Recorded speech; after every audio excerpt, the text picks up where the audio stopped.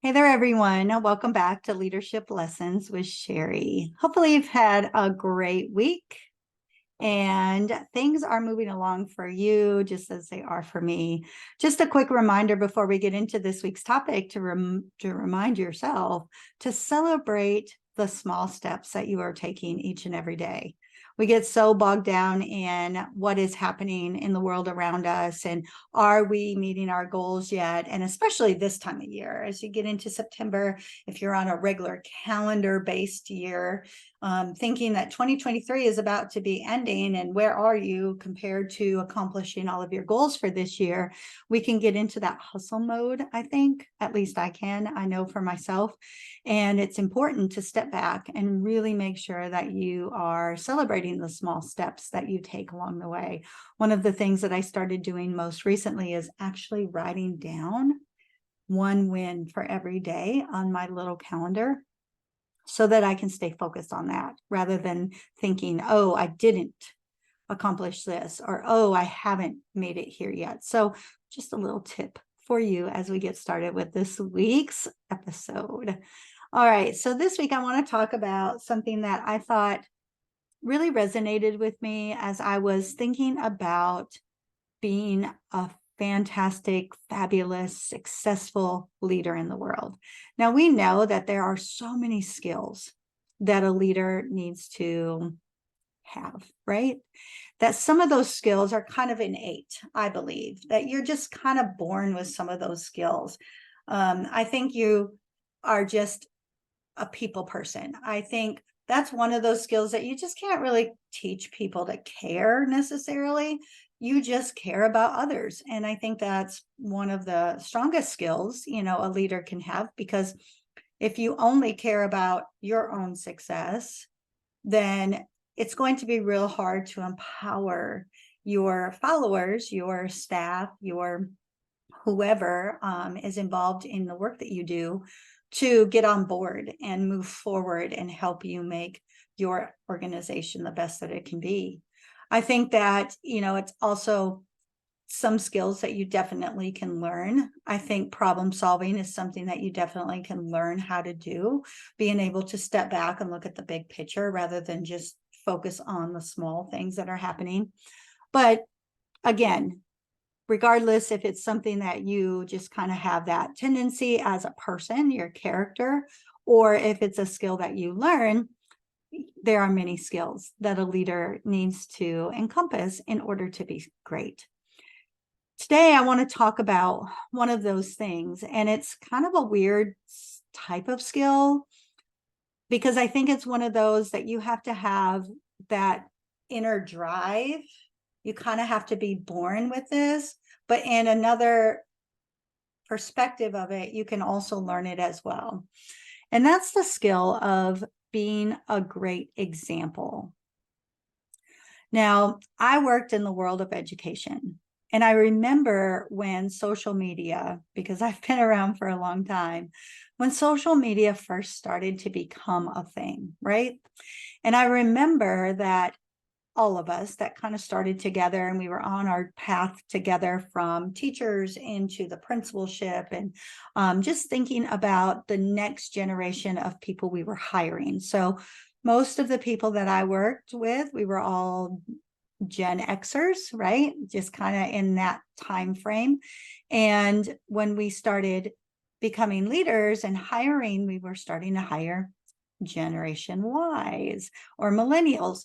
And they had kind of a little bit of a different philosophy on life and on things because they were brought up with different kinds of, say, amenities in their world than what we had. They knew what these social media platforms were, whether it was way back when MySpace first got started, Snapchat, all of those things, or now with the ones that are happening currently. It was just a norm for them. And for all of us who did not have those growing up, we were a little skeptical about what they were going to bring to the world, what this was going to do for not just our students for the future, but for our staff members. And one of the things I remember talking about was how people show up on these social media sites, because what we saw is that people, it's free, right? People can show up however they want. They can show up dressed the way they want for the most part, saying what they want for the most part, doing what they want for the most part. I even remember when I first got my Facebook, one of my friends on Facebook, I ended up unfollowing them and blocking them because of the content that was being posted. I didn't want that related to my feed. And here's why. Because as educators, as leaders, as people that are trusted and valued in the world, you want your complete brand, your complete message to be consistent, right? And you want people to value and trust you. So you need to be a good example. Now, I digress a little bit on that, but stay with me for a minute, because there's that one quote out there, and I don't know who says it, but it's something like, you must always do what's right, even when no one's looking. And that really is what this is about. People are going to follow you as the leader when they know you, when they trust you, and they believe that you are genuine and you give value.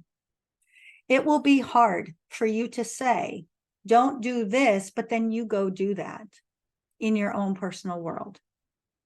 Now, I was pretty transparent with my staff. I led one kind of life professionally and one kind of life personally. Nothing that ever got me into trouble or anything like that, but my worlds were just a little bit different. And I let my staff know that to some degree. Of course, not oversharing, but I felt it was important that they knew who I was, what I stood for, what example I was planning to show the world. I also always wanted my staff to know that whether we like it or not, when you are in that leadership position, and I've done this with anyone I've mentored, anyone I've coached, you are held at a different standard. And you have to realize that.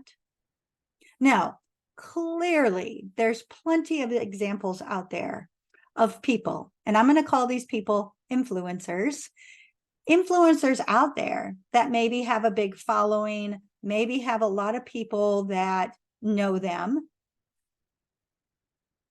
You might consider them a leader in some capacity, and they're doing things that maybe wouldn't be the best example. But I want you to ask yourself this.